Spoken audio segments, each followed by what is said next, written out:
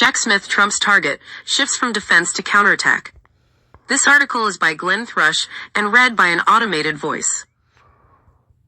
President Trump's unrelenting fast-track drive to humiliate, investigate, and prosecute the people he hates has gained momentum, in part, because his targets have not been in a position to inflict serious retributive pain on him.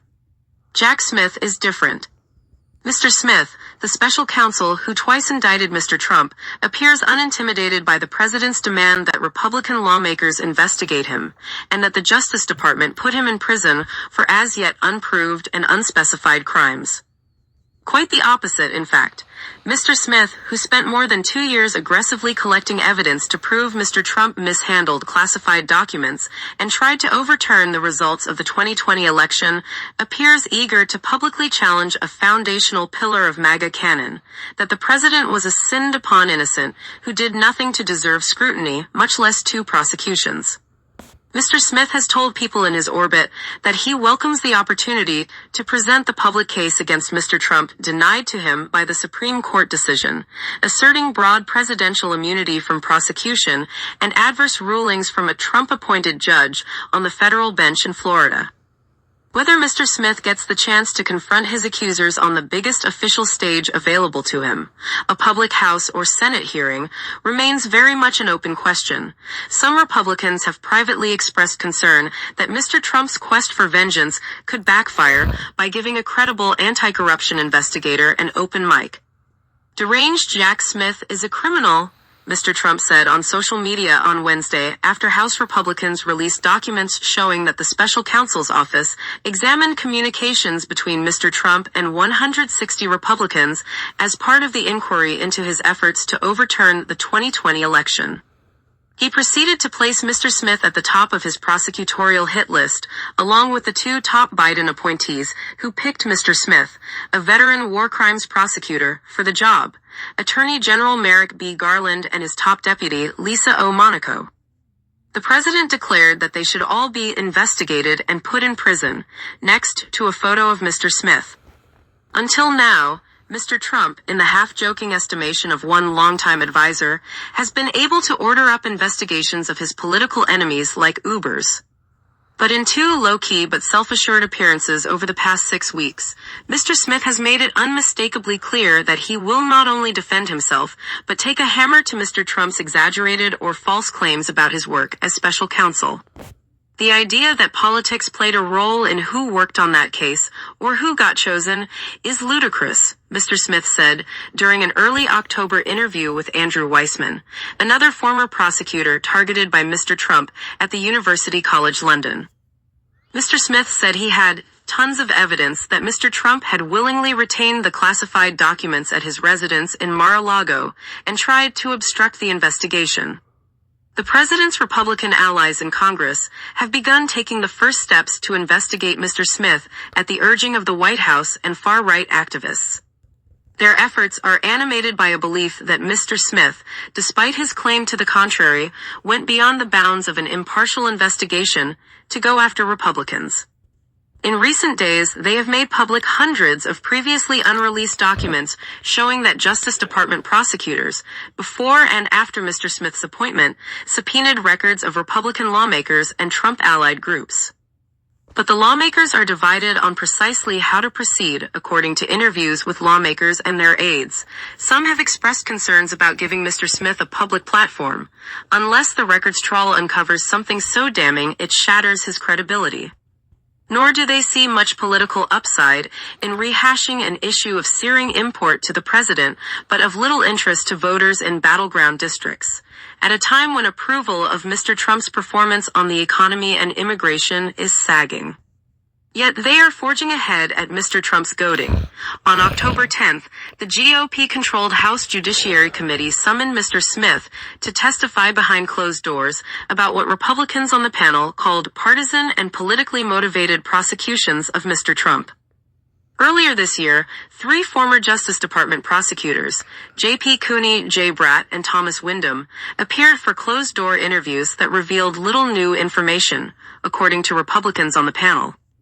Mr. Smith, up next, has begun moving his own chess pieces. Through his lawyers, he demanded public hearings, along with asking the Justice Department to give him broad latitude to discuss evidence presented to grand juries. Neither request has thus far elicited a response. Name the time and place, Lanny Brewer, one of Mr. Smith's lawyers said in a statement. Jack will be there. The House Committee, the Justice Department, and the FBI did not respond to requests for comment. Representative Jim Jordan, the Ohio Republican who leads the committee, is likely to issue a subpoena in the coming weeks, rather than accede to Mr. Smith's demands for a public hearing, according to a person familiar with his thinking, speaking on the condition of anonymity to discuss internal deliberations. It is highly doubtful that Mr. Smith would defy a committee subpoena, people close to him said, but there is a chance that the Senate will grant Mr. Smith his request for a public hearing before he is confronted with that choice. Some Senate Republicans, particularly those who were the most vocal supporters of Mr. Trump's efforts to overturn the 2020 election, have suggested they would welcome the opportunity to attack Mr. Smith on camera. He's a dirtbag, Senator Eric Schmidt, a Missouri Republican who sits on the Senate Judiciary Committee, said at a news conference last week. We should have Watergate-style hearings on this for months, he added. But senior Republicans are less enthusiastic. Senator Ron Johnson, a Wisconsin Republican close to Mr. Trump, and the committee's chairman, Senator Charles E. Grassley of Iowa, have told colleagues they want to move more deliberately out of concern that rushing into a hearing would play into Mr. Smith's hands, according to aides. The smarter play, they have said, is to intensify the effort by Republican representatives on Capitol Hill, the White House, the Justice Department, and the FBI to unearth, release, and publicize internal documents that would prove Mr. Smith had engaged in a politically motivated witch hunt. Senator Lindsey Graham, Republican of South Carolina, has called for a Watergate-type select committee to sort through the evidence, presumably before summoning Mr. Smith. Republicans have unfettered access to Mr. Smith's entire work archives. He does not.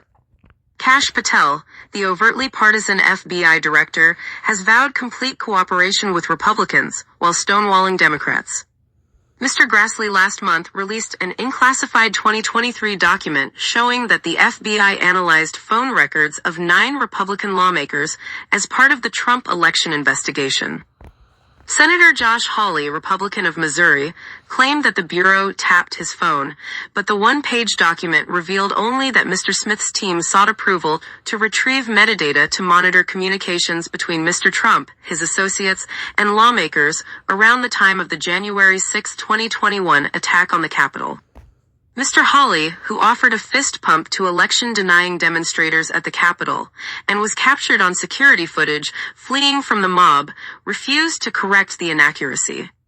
Since then, Mr. Grassley has released hundreds of pages of documents from the Smith investigation, obtained from an FBI whistleblower, even though the Bureau's leadership has granted Republican lawmakers in the House wide access to records. Among the most recent revelations included in the Senate batch, the special counsel sought information about communication between the Trump camp and news outlets, including Fox News and Newsmax. That was in addition to seeking interactions involving a top Trump aide, Stephen Miller, and requesting records from Trump-aligned groups that had not even been incorporated at the time of the attack on the Capitol. Mr. Smith's spokesman did not comment about the Republican claims. But people familiar with the inner workings of the special counsel's investigation, who requested anonymity to publicly discuss the matter, said Mr. Smith's team was casting the widest possible net to collect information about potentially illegal actions taken by Mr. Trump and his team, not expanding the list of prosecutorial targets. In January, Mr. Smith released to Mr. Garland the first volume of his report about his investigation into Mr. Trump's efforts to overthrow the 2020 election, but a Trump-appointed district court judge in Florida blocked the release of the second volume, which contains a detailed accounting of Mr. Trump's retention of classified documents and his efforts to obstruct the investigation. Late last month, Democrats on the Senate Judiciary Committee asked Attorney General Pam Bondi to join their push to release the documents. Given the seriousness of the matter, it is imperative we understand the full extent of then Special Counsel Smith's investigation and members be given the opportunity to hear from him directly, the senators wrote. Ladies and gentlemen, if you did enjoy this legal breaking reporting video analysis update, please like, comment, share, subscribe to enjoy for more legal breaking news that you need to know about, and more to come soon.